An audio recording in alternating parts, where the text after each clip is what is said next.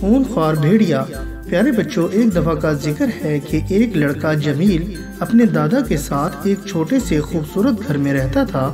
گھر کے قریب ہی جمیل کے دادا کا بہت ہی بڑا باغ تھا۔ جمیل اکثر باغ میں سیر کرنے چلا جاتا تھا۔ اسی طرح ایک دن جمیل گھر سے نکلا اور باغ کی سیر کے لیے چل دیا۔ اس نے گھر کا دروازہ کھلا چھوڑ دیا۔ باغ میں ایک گھنے درخت کی شاخ پر اس نے اپنے دوست بلبل کو بیٹھے دیکھا تو اس سے بات کرنے کے لیے رک گیا۔ گھر کا دروازہ کھلا دیکھ کر جمیل کے دادا کی پالتو بطخ گھر سے نکلی اور باغ میں جھیل کے پانی میں جا کر تیرنے لگی۔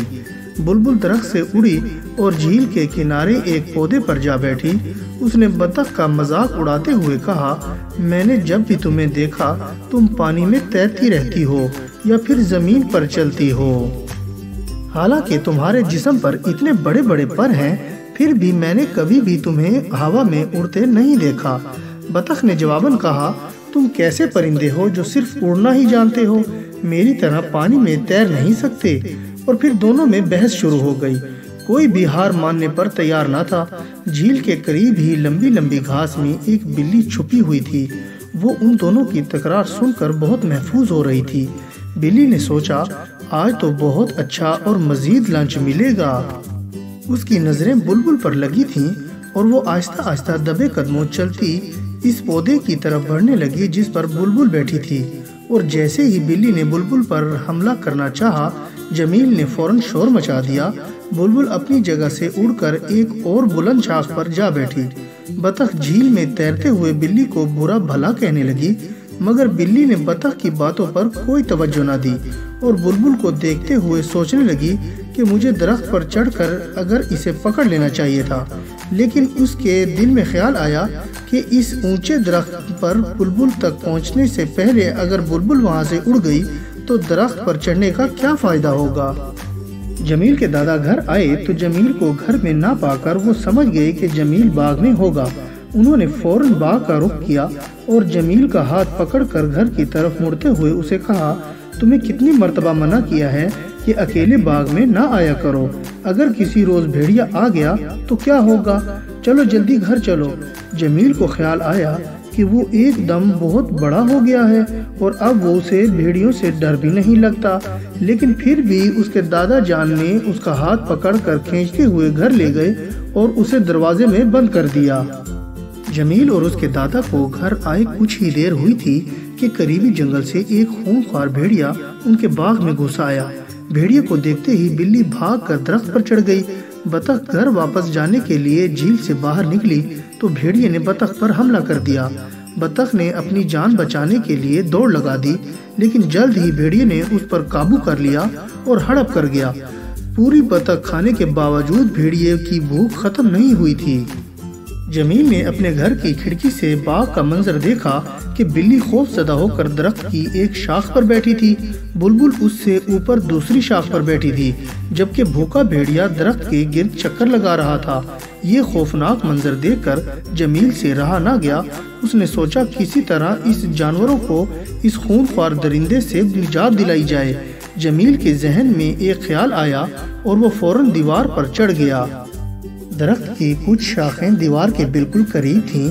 جمیل نے ایک شاخ کو پکڑا اور درخت پر چڑھ گیا۔ وہ بلبل کے پاس آ گیا اور سرگوشی میں بولا، میری بات غور سے سنو اور جیسا میں کہوں بالکل ویسا ہی کرو۔ جمیل نے بلبل کو اپنا منصوبہ سمجھاتے ہوئے کہا، تم نیچے جاؤ اور بھیڑیے کے اوپر چکر لگانا شروع کر دو۔ وہ تمہیں پکڑنے کے لیے جھپٹنے لگے گا تو تم اوپر اڑ جانا اور پھر دوبارہ اس کے سر پر چکر لگانے لگنا۔ تم اسی طرح اس کو مصروف رکھو اور دیکھو اپنا خیال رکھنا کہیں وہ ظالم تمہیں پکڑ ہی نہ لے۔ جمیل جلدی سے اسی شاخ سے اتر کر گھر کے اندر گیا اور موٹی سی رسی لے آیا۔ رسی کے ایک سرے پر پھندا بنا کر اس نے مضبوطی سے پکڑا اور درخت پر چڑھ گیا۔ بلبل بھیڑیے کے سر پر چکر کاٹ رہا تھا، لیکن بھیڑیا اسے پکڑنے کی کوشش بھی کر رہا تھا۔ اسی تگودو میں بھیڑیے کو بالکل پتہ نہ لگا اور جمیل نے نشانہ لے کر پھندا اس کے اوپر پھینک دیا۔ पहली ही कोशिश में फंदा उछलते हुए भेड़िए के गले में लग गया। जमील ने भेड़िए को काबू किया ही था कि उसे जंगल की तरफ से 3 शिकारी आते हुए नजर आए। वो भेड़िए का ताक़ुब ही कर रहे थे। जमील ने बुलंद आवाज से शिकारियों को मुखातिब करते हुए कहा, मैंने भेड़िए को काबू कर लिया है, आप गोली न चलाना, हम इसको जिंदा पकड़कर अपने शहर के चिड़ियाघर को दे देंगे। जमील ने शिकारियों के साथ मिलकर भेड़िए को एक बड़ी बोरी में बंद कर दिया। कुछ ही देर बाद उनका काफिला चिड़ियाघर की तरफ रवाना दवा था। जमील सबसे आगे था, उसके पीछे तीनों शिकारियों ने वो बोरी उठा रखी थी जिसमें भेड़िया बंद था। उनके पीछे जमील के दादा बड़े फख्र से सर उठाए चल रहे थे क्योंकि उनके पोते ने बड़ी अक्लमंदी से एक खूनख्वार मक्कार भेड़िए को पकड़ लिया था।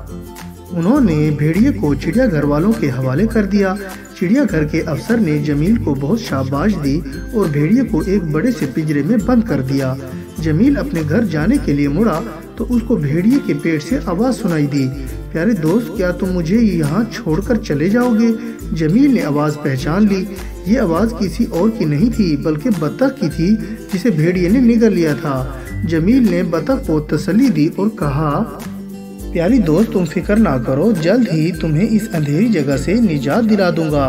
फिर जमील ने चिड़ियाघर के अफसर से बात की तो उन्होंने भेड़िए का पेट का ऑपरेशन करके बतख को निकाल लिया। खुशकिस्मती से बतख बिल्कुल सही सलामत थी। वो जमील के पीछे भागती हुई घर की तरफ चल दी। जमील की अक्लमंदी से सब जानवरों की जान बच गई और भेड़िया हमेशा के लिए चिड़ियाघर के पिंजरे की सलाखों के पीछे पहुंच गया। और बच्चों, मैं उम्मीद करता हूँ कि आपको मेरी ये कहानी पसंद आई होगी और आप इसको लाइक, शेयर और कमेंट्स भी करेंगे।